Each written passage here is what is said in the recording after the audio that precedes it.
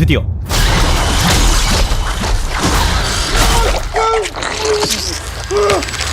전세계적으로 오랜만에 긍정적인 반응을 이끌어낸 영화 에이리언 로뮬루스의 VOD 판매가 시작되었습니다. 그 중에서도 많은 관람객들에게 충격을 줬던 이 녀석, 통칭 오프스프링은 생김새부터 하는 짓까지 모든 면에서 충격적이었는데,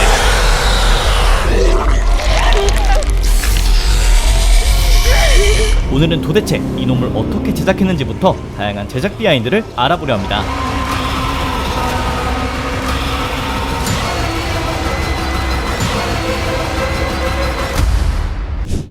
일단 가장 충격적인 사실부터 공개하자면 이 오프스프링은 2m 31cm 105kg에 Down with the 7'7" high school basketball phenom. 2000년생 배우 로버트 보브로츠키가 연기한 것으로, 루마니아 출신 전직 농구 선수인데 기괴한 비주얼만큼이나 이놈의 거대한 크기도 깔창 한 장 없는 진짜였습니다. 아마 이렇게 크다 보니 거인병 같은 질병을 극복하고 연기자로 제2의 인생을 사는구나 라고 오해하는 분들이 많았다고 하는데, 사실 그에 대한 의료 연구까지 진행되었었고 밝혀진 바 전혀 병리적인 문제가 없는 오직 유전적인 이유로 그의 아버지는 2m 17cm의 전 루마니아 국가대표 농구선수, 그의 어머니는 188cm의 장신으로 그냥 키가 클 수밖에 없는 유전적 배경에서 태어난 것인데, 8살 때 188cm를 초과, 12살 때 2m 18cm로 이런 큰 키 덕분에 미국으로 건너가 대학 농구선수로 활약했지만 2022년 척추 측만증으로 고생 끝에 결국 프로리그로 넘어가지 못하고 은퇴하게 되었는데, 은퇴 후 불과 2년 만에 에이리언 로뮬루스에 캐스팅이 된 것이었습니다. 그럼 도대체 어떻게 캐스팅이 되었느냐? 혹시 제가 이전에 올린 저와 감독님의 1대1 인터뷰 영상을 보셨다면 이번 영화의 페데 알바레즈 감독은 CG 사용을 최대한 피하려 했다는 점을 기억하실 텐데, CG, it might be spectacular, but won't be scary. 제작 초기 이렇게 무시무시한 컨셉트 아트까지 완성해놓은 오프스프링을 연기할 배우를 찾기 위해 무조건 크고 마른 이라는 키워드에 집착했던 감독님은 조사 끝에 연기 경력이 전무하지만 아무리 봐도 오프스프링의 찰떡인 로버트를 찾아 직접 이메일을 보냈고, 마침 농구선수 커리어가 끝나버려 고민 중이던 그에겐 절호의 기회였습니다. 게다가 그의 거대한 몸에 다양한 분장을 덮을 씌울 팀으론 무려 어벤져스 시리즈, 아바타 시리즈에서 특수효과 팀으로 참여한 레거시 이펙트가 선정되었기에 완벽한 배우에 완벽한 분장팀이 더해져 꼬리를 제외한 모든 부분이 실제 분장인 이 비주얼이 완성된 것입니다. 게다가 로버트는 첫 연기 데뷔작이었음에도 이미 비주얼로 압도하는 면이 있었기에 분장 후 첫 테스트 스크리닝 때 이미 현장에선 인정하는 분위기였다고 했는데, 한 가지 제약사항이라면 도저히 그의 사이즈를 흉내낼 수 있는 스턴트맨이 없었기 때문에 모든 액션씬을 직접 해야 한다는 것이었고,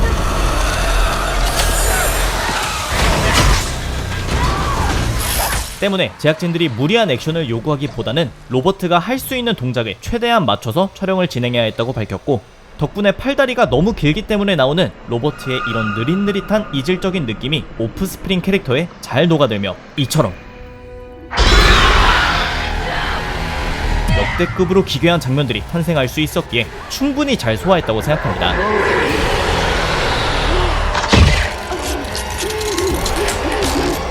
하지만 까딱하면 오프스프링은 이번 에이리언 로뮬루스에 등장하지 못할 뻔했는데, 바로 제작사 20세기 스튜디오에서 인간의 뱃속 아기에게 제노모프의 정액이 더해져 탄생한 괴생명체 컨셉은 지나치다는 판단에 관객 반응을 우려했기 때문이었습니다. 이런 의견을 전달받은 감독님은 당신들 의견이 그렇다면 무조건 더 영화에 들어가야 한다고 대응했는데, 이블데드와 맨 인 더 다크의 감독이기도 한 그는 과거 영화 제작 과정에서 그건 좀 지나칩니다 라는 제작사의 의견을 겪어봤고, 보통 제작사에서 우려하는 걸 해야 관객들이 좋아했다는 경험과 디즈니 산하의 회사가 순순히 좋다 라고 평가한다면 자신이 영화를 제대로 만든 게 아니다 라는 생각 때문에 이런 제작사의 반대 의사는 오히려 감독님에게는 좋은 신호였다고 밝혔습니다. 그렇다면 오프스프링은 처음부터 이런 비주얼이었느냐? 놀랍게도 이보다 더한 버전들도 있었는데, 이렇게 머리를 길게 늘어뜨린 버전, 제노모프처럼 사족 보행을 기본으로 하는 버전, 날개 달린 형태로 진화하는 버전, 그 외에도 성장에 초점을 둔 어린아이 같은 외형의 청소년 오프스프링도 존재했는데, 특히 이렇게 이마에 검은색으로 가득한 버전까지 만들어 놓은 이유는 이 검은 부분이 제노모프의 시초인 검은 액체를 시각적으로 보여주기 때문이었으나 최종본으론 채택되지 못했습니다. 참고로 이런 컨셉트 아트에서 끝나지 않고 실제 CG까지 제작된 버전도 있었는데 외형적인 느낌은 영화의 오프스프링과 크게 다르지 않으나 이때까지만 해도 오프스프링에서 시작해 새로운 제노모프로 진화하는 과정이 그려질 예정이었다고 이를 제작한 컨셉트 아티스트 데인 홀렛이 밝혔으나 이것도 마찬가지로 최종 버전에는 합류하지 못했습니다. 아마 지금 보여드린 것 외에도 더 많은 징그러운 버전들이 존재했을 것 같지만 어쨌든 제작 총괄을 맡은 페데 알바레즈 감독이 CG 사용을 최소화하면서도 공포감을 살릴 수 있는 방향을 선호하기 때문에 영화 속 버전이 최종이 된 게 아닐까 싶습니다. 그리고 역시 에이리언 하면 제노모프도 빼놓을 수 없는데 사실 이번 작품에서 가장 활약을 많이 했던 이 녀석, 통칭 스코치드 제노모프로 고치 상태일 때 비오른이라는 캐릭터에 전기봉에 공격당했었고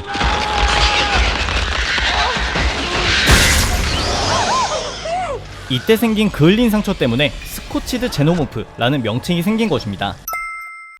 참고로 이 녀석을 비롯해 에이리언 로뮬루스 속 모든 제노모프들은 45년 전 1979년에 개봉한 에이리언 1편에 등장했던 부선장 케인에게서 태어난 이 녀석의 유전적 후손들인데 정확히는 이 당시 리플리가 우주 바깥으로 쫓아낸 케인의 제노모프를 blowing the creature out of the airlock. We've been searching for it ever since. 에이리언 로뮬루스 속 르네상스 스테이션에서 포획했고 Where is that? 이놈의 DNA를 기반으로 연구해서 탄생한 것이 이번 영화 속 검은 액체, This is a much needed and well overdue upgrade for humanity. 그리고 페이스허그를 비롯한 에이리언들로 이런 방식으로 과거 에이리언 시리즈와의 연결고리를 만든 것인데 이토록 디테일한 설정은 공포스러운 SF 영화에 집중하되 리들리 스콧과 에이리언 시리즈 세계관을 충분히 고려하겠다고 했던 페데 알바레즈 감독의 의견이 적극 반영된 결과입니다. 그리고 여기서도 CG보단 진짜를 추구하는 감독님의 덕후력을 엿볼 수 있는 게 바로 이 제노모프 수트와 이를 입고 연기한 트레버 뉴린이라는 배우인데 오프스프링을 연기한 로버트만큼은 아니지만 그도 무려 2m 1cm라는 엄청난 장신으로 자신만의 특징을 살려 괴물 분장 연기 경력을 쌓고 있는 중으로 타작품에선 이렇게 출연한 바 있습니다. 참고로 인터뷰를 통해서 자신이 착용한 제노모프 수트는 머리부터 발끝까지 전신 수트였다는 것을 밝혔는데 like from head to toe full suit. Yeah, I think yeah. that, you know, the suit itself wasn't bad. 심지어 입에서 뚝뚝 흐르는 침 같은 것도 수트 안에 고무로 된 관을 설치해 놓아서 그 관을 통해 끈적한 액체가 흐르게 해놓은 것이었다 라고 밝혔습니다. There were two tubes that went across my face basically all the way down my leg, and those were drool tubes. And so they could activate them and just have it, you know, just have drool coming out whenever they wanted. 한 가지 재미있는 점은 이 머리통이 문제였다고 하는데 이 긴 머리 속에는 제노모프의 입을 열고 닫고 또 튀어나오는 혀도 조종할 수 있는 모터와 장치들이 함께 들어있었기 때문에 수트의 다른 부분들보다도 무거워서 활동이 힘들었고 여기에 섬세하게 제작해놓은 등 부분이나 꼬리 등이 파손되는 것을 방지하기 위해 쉬는 시간엔 이렇게 엉거주춤한 자세로 쉬어야 했고 이동 중에는 꼬리가 파손되지 않게 엉덩이를 살짝 들어야 했다고 밝혔습니다. 참고로 그가 촬영 중에 가장 힘들었던 장면으로 꼽은 것은 바로 이 장면인데 이때 트레버는 고치가 설치된 위쪽의 세트장에서부터 몸을 뒤집어서 내려오는 중이었다고 밝혔습니다. 게다가 느릿느릿하게 움직이는 제노모프의 속도도 자신이 직접 연기해야 하는 부분이었기에 힘들었다고 하는데 재미있는 점은 그는 사전에 감독님이 에이리언 아이솔레이션 게임의 광팬이고 영화 속 많은 요소들이 이 게임에서 왔다는 점을 알고 있었기에 자신도 이 게임 속 제노모프의 움직임을 최대한 모방했다고 밝혔습니다. 그리고 작품 속 또 하나의 하이라이트였던 이 장면,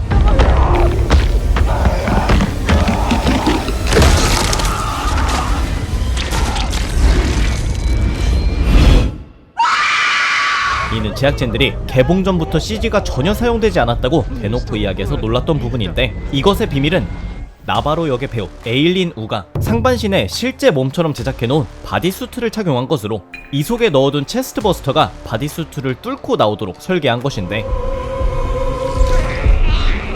이때 흘러나오는 피부터 속에 살짝 보이는 갈비뼈의 디테일도 미쳤지만 I would love to see the bone popping up on the Lucas shot. There you go. 무엇보다 이번 영화 속 체스트 버스터에는 태어나자마자 엄청난 속도로 성장하는 과정을 반투명 머리에 검은 잉크를 가득 채우는 방법으로 머리가 검게 변하는 것으로 표현했고, translucent and muscular. 몸통과 입, 작은 손을 꼼지락거리는 디테일한 움직임들도 직접 제작진들이 공기를 주입하고 빼는 방식으로 움직인 것으로 진짜의 환장한 제작진들의 찐 광기를 엿볼 수 있는 부분 같습니다. 광기를 엿볼 수 있는 또 하나를 찾아보자면 바로 1979년 에이리언 1편 속 과학장교 AI 애쉬와 똑같은 외형의 Please allow me to introduce myself. I'm Science Officer Rook. 과학장교 룩입니다. 문제는 에이리언 로뮬루스가 제작되고 있을 땐 이미 애쉬의 역을 맡은 배우 이안 홈은 사망한 상황이었기 때문에 처음에 제작진은 남아있는 그의 영상과 사진 기록에 의존할 수밖에 없었는데, How do you recreate someone from a moment in time that has to be so iconic and so spot on? 그런데 매우 다행히도 Bilbo, the ring is still in your pocket. 반지의 제왕에서 이안홈이 빌보 베긴스 역을 맡았을 때 그가 남겨놓은 1999년도에 얼굴 흉상이 발견되었고, From that head cast of In-Home is that we start building the animatronic to make sure the likeness was uncanny. 이를 바탕으로 외형을 완성하고 It took a lot of R&D. 몸의 움직임까지 구현해낸 뒤 눈과 입의 움직임에만 CG를 더 to 씌워 help make him be that in-home look-alike again. 이렇게 완성이 된 것입니다. 이처럼 진짜 제약물들로 진짜 공포를 관객들에게 주기 위한 이들의 노고 뒤에는 CG와 실제 효과 양쪽에서 활약하고 있는 레거시 이펙트, 웨타 디지털 등 할리우드 대표 제작사들의 통합적인 노력이 있었기 때문인데, 아무래도 작품의 스케일이 커짐에 따라 CG의 활용이 영화계에서 불가피해지고 있지만 그런 상황에서도 장인정신을 발휘한 에이리언 로뮬루스 제작자들에게 박수를 보내고 싶습니다. 참고로 에이리언 로뮬루스는 현재 VOD가 공개되었기 때문에 유튜브 영화를 비롯한 다양한 경로로 시청하실 수 있으니 못 보셨다면 혹은 극장에서 너무 재밌게 보셨다면 다시 한번 구매해서 무한 시청해보시는 것도 좋을 것 같습니다.